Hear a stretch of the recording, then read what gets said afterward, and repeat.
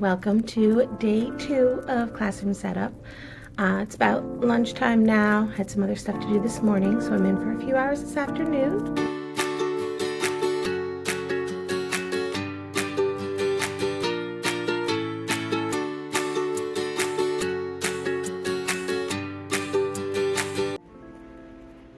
Hi friends, it's Future Claire. I realized that I forgot to introduce myself in this video, so hi, my name's Claire. I'm a first-year special education teacher, and I'm glad you decided to click the link to come watch my classroom setup. I hope you enjoy it. Leave me some comments with tips and ideas, and thanks for watching. First, let me catch you up. I had to change some things yesterday after I stopped filming, after I played around with a few things, so I'm going to show you things I changed. Please still feel free to leave me comments if you think I should go back to how it was, or if you have an even better idea of how to lay it out. I'm totally open to learning from other people who've been doing this longer than me and can see things in a different way. And then I did some shopping this morning, so I'm going to show you the goodies that I got from Joann's and Dollar Tree. Alright, so the first change is I pulled my desk further out. I played around with my desk in so many different ways. The file cabinet being here was just making it really annoying every time I scooted back. It just felt really cramped, but I can't really figure out a better place to put the file cabinet. So it is where it is. So I put my little storage tote there. I'm sure I'll figure out things to keep in it, but it makes me have more space right where I'm sitting. I moved my teacher toolbox up top there, put out a few of my decorations, and we'll go through that stuff. So then the other big change was I moved the tables. If you remember yesterday, my tables were where that yellow cart is now, but I realized that more often I'm actually going to teach using the dry erase board and not using the Promethean board. If we're on the Promethean board, they can just sit on the carpet spots because we won't do it that often.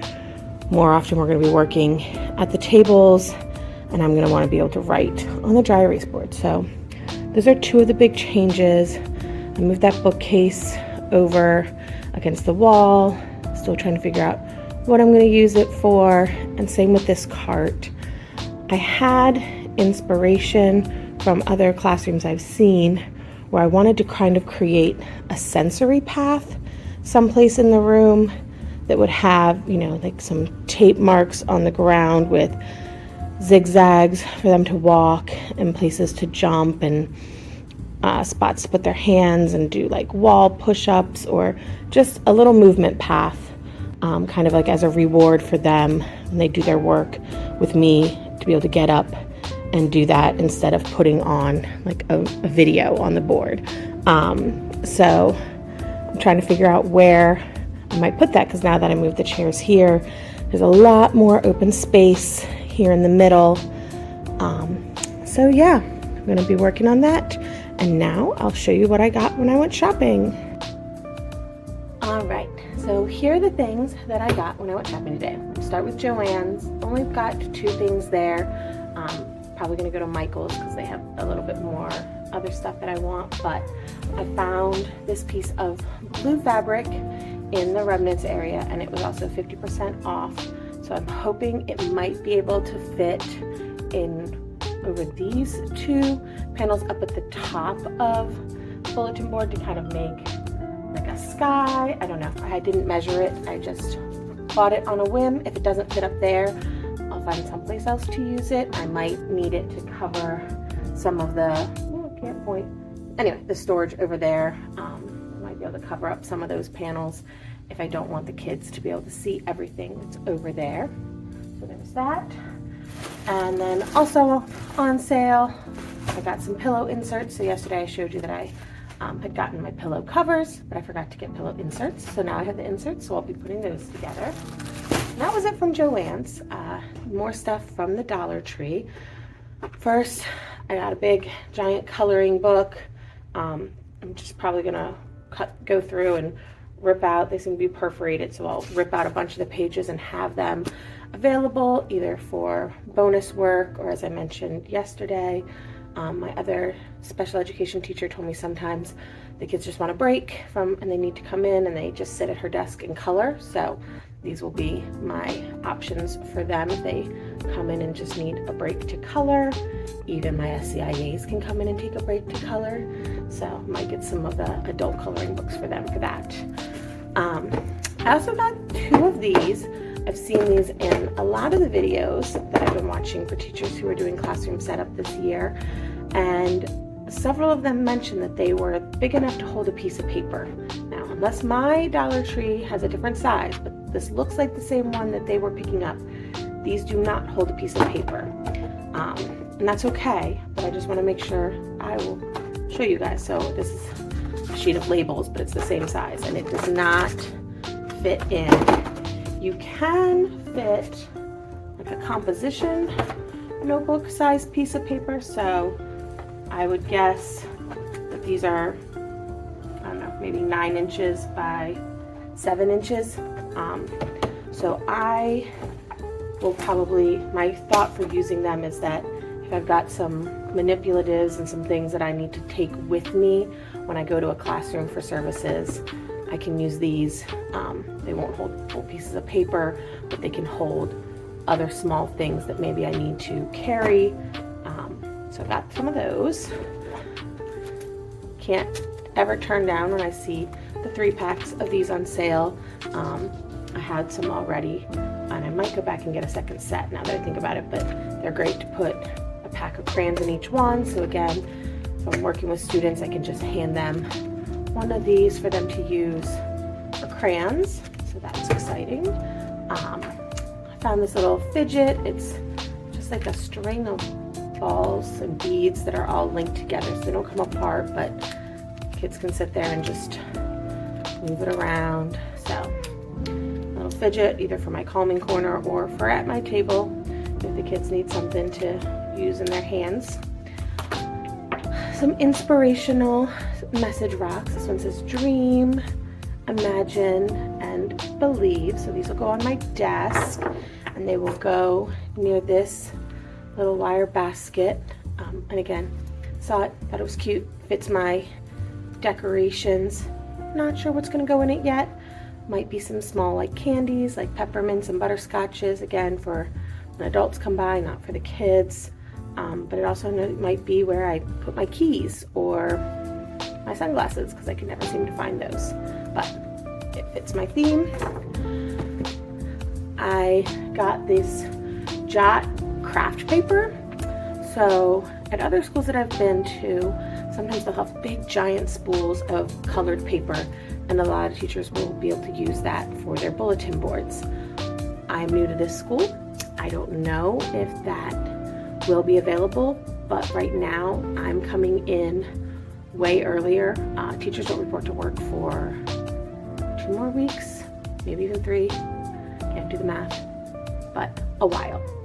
Since I'm a new teacher, they're letting me come in early because I have to go to training for basically the entire month of August until teachers report to work. So I won't have other time when the other teachers might come in earlier in August. So since those aren't out, I don't know if that's available for us to use, but I went ahead and picked up these. It's just brown craft paper, but I'm going to try to use it to cover my bulletin boards, and then if it works tomorrow or later in the week, I'll go to Michael's and get some border trim because I wasn't able to pick that up. And the last thing, I took a mind-brain education training through my county, and our facilitator was talking about fun ways that she helps incorporate play and just making lessons more fun, because that's always helpful for kids. And she suggested getting the paint trays from the dollar store and some pom-poms. And so for a phonics lesson, you can put 3 in here and have them segment and move. So you could say like cat, k, a, t, cat. You know, and you can use a different color for the vowel sound, You could even use 3 different colors so they can do their initial, medial, and ending sounds. So I thought that was a really great idea. It's something different that they don't use in their regular classroom. So that's everything I got. My plan for today is I'm going to finish. Didn't mean to drop you, sorry. I'm gonna put these pillows in their pillowcases. I'm gonna work on that wall over there, clearing off those shelves, and try to get the paper hung up on my bulletin board. So I will check back in with you later. All right, so today got a lot done while I was here, so I'm gonna give you a quick recap. So over in the corner, I ended up using the blue fabric that I brought and put it on there. And from here you can't see, but it is kind of patched together as 4 different pieces with some staples. So I think I'm going to use some of my room decorations that I have that are longer, and they'll be able to kind of cover up anywhere where there's a seam. And I'm hoping that that fabric might actually be able to function kind of similar to a felt board, so that if we use it during language arts, we can use it with some pieces to like retell stories, or use it for social stories, but use it as an interactive feature. But I'm also thinking it could be my calm down corner. So still trying to decide everything. I hung a pocket chart next to it. Again, we can use that to put up stories and things. I used the brown paper to cover the top, and it was exactly the right amount to perfectly cover the entire top. I still have to go get borders, and then I'll probably end up getting another piece of that blue fabric to cover this side so that they match. So right now I just put up my flower trim. So I did manage to fix my Prometheum board. Well, I should say I got it angled at the right area. You really can't see the picture, but I don't know if I can get a new bulb. Even when the lights are off, it's like blue. So I'm not sure what's going on there, but like I said, I don't think I will use it very often, so it's probably not a priority. I moved my white storage right there. Not sure if that's where it'll stay, but it's where I have it for now. I found these strips that I have that have all of the letters and the numbers, and I'm contemplating using contact paper to put them on so that each table kind of has them there as a reference. I have our alphabet up there, and I'm trying to decide if I should just leave it there because it fits nice and it's already done, or do I move it onto this brown paper because I don't really know what I am going to put up there, or if I'm going to use that for other anchor charts and references. So got to think about that. I did clean out that section of cubbies. If this is my reading area, I'll put some of the listening phones and some of the little googly eyes that you put on your finger for the kids for reading, and some book buddies. If it turns into my calm down corner, I'll put some other items there that would be useful for that purpose. And then I brought in my puppet theater. I have no idea what its purpose will be in here, but I needed to get it out of my old school. So here it is, and this is where we stand today. So thanks for watching again today, and I plan to be back in again tomorrow, trying to organize and go through all the curriculum and paperwork and get some more stuff away. So I hope you will come back tomorrow, and don't forget to like the video. Please leave me any comments to help me through this, and subscribe so you can follow along on my journey as I start my first year as a special education teacher. Bye!